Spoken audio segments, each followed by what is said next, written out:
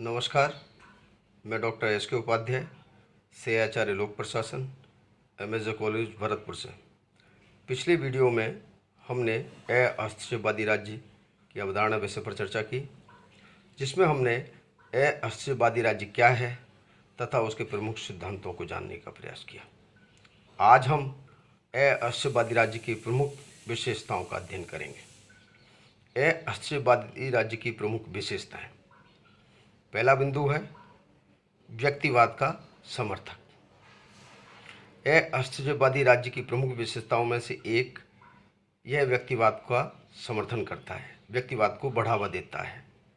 इस विचारधारा की मान्यता है कि जिस प्रकार प्रत्येक तत्व के अणु होते हैं, उन अणुओं का स्वतंत्र अस्तित्व होता है, उनके विशेष गुण होते हैं, उसी प्रकार से राज्य के प्रत्येक नागरिक के प्रत्येक गुण और स्वतंत्र अस्तित्व होता है। अतः उनको एक स्वतंत्र इकाई के रूप में उसको व्यक्तिगत मान्यता प्राप्त होनी चाहिए। एक स्वतंत्र इकाई के रूप में व्यक्तिवाद का समर्थन करता है। दूसरी विशेषता है आर्थिक विकास पर बल। अहस्तित्ववादी राज्य आर्थिक मामलों में, मुख्यतः आर्थिक मामलों में स्वतंत्रता की वकालत करता है। इनका मत है कि व्यक्ति को आर्थिक मामलों में सरकार द्वारा स्वतंत्र छोड़ देना चाहिए, ताकि नई तकनीकी और नई पहलों के उपयोग से श्रेष्ठ परिणाम प्राप्त हो सके, रोजगार का सृजन हो सके, व्यक्तिगत आर्थिक विकास के साथ साथ सामाजिक आर्थिक विकास हो सके। तीसरी विशेषता है मुक्त बाजार का समर्थक।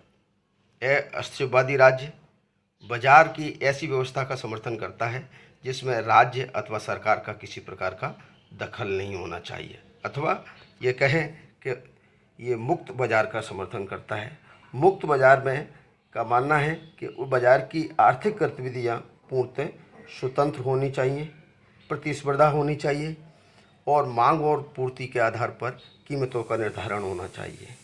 मांग और पूर्ति के आधार पर उचित मूल्य और सेवाओं जनता को प्राप्त हो सकती है स्वतंत्र आर्थिक विकास के माध्यम से, मुक्त आर्थिक व्यवस्था के माध्यम से। अतः इन अहस्तित्ववादी राज्य के समर्थक विद्वानों का मानना है कि राज्य को ऐसा वातावरण बनाना चाहिए जिसमें आर्थिक विकास उन्मुक्त रहे, स्वतंत्रता रहे, मुक्त बाजार से श्रेष्ठ परिणाम प्राप्त किए जा सकते हैं।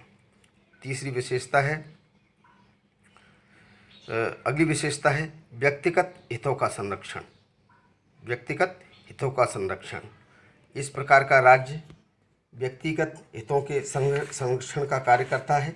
इनका मानना है कि व्यक्ति अपने हित का सर्वोत्तम निर्णायक है, अथवा व्यक्ति अपने हित का सर्वोत्तम निर्णायक होने के नाते प्रत्येक व्यक्ति को अपनी रुचि, अपने गुण, अपनी इच्छा अनुसार अपने व्यवसाय, कार्य और को न केवल चयन करने का अधिकार है बल्कि उसको प्राप्ति का भी अधिकार है। अतः व्यक्तिगत हितों के संरक्षक के रूप में, गार्जियन के रूप में अहस्तित्ववादी राज्य को कार्य करना चाहिए। नेक्स्ट विशेषता है न्यूनतम सरकार का पक्षधर। अहस्तित्ववादी राज्य न्यूनतम सरकार का पक्षधर है, अथवा उस सरकार को श्रेष्ठ मानता है जो न्यूनतम कार्य करे। अहस्तित्ववादी विद्वानों का मत है कि सरकार को केवल 3 प्रकार के जो नकारात्मक कार्य हैं, भारी आक्रमणों से रक्षा करना, आंतरिक शांति व्यवस्था स्थापित करना और वैध समझौतों को लागू करने जैसे कार्य ही करने चाहिए। बाकी समस्त विकासात्मक कार्य, आर्थिक, सामाजिक, राजनीतिक विकास के कार्य व्यक्तियों की उनकी क्षमता, उनकी योग्यता, उनकी स्थिति पर छोड़ देना चाहिए। नेक्स्ट विशेषता है राज्य एक साधन।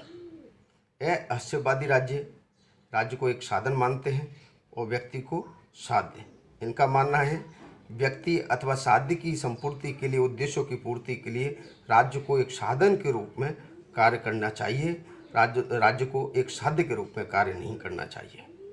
और अंतिम विशेषता है कि पूर्ण स्वतंत्रता पर बल।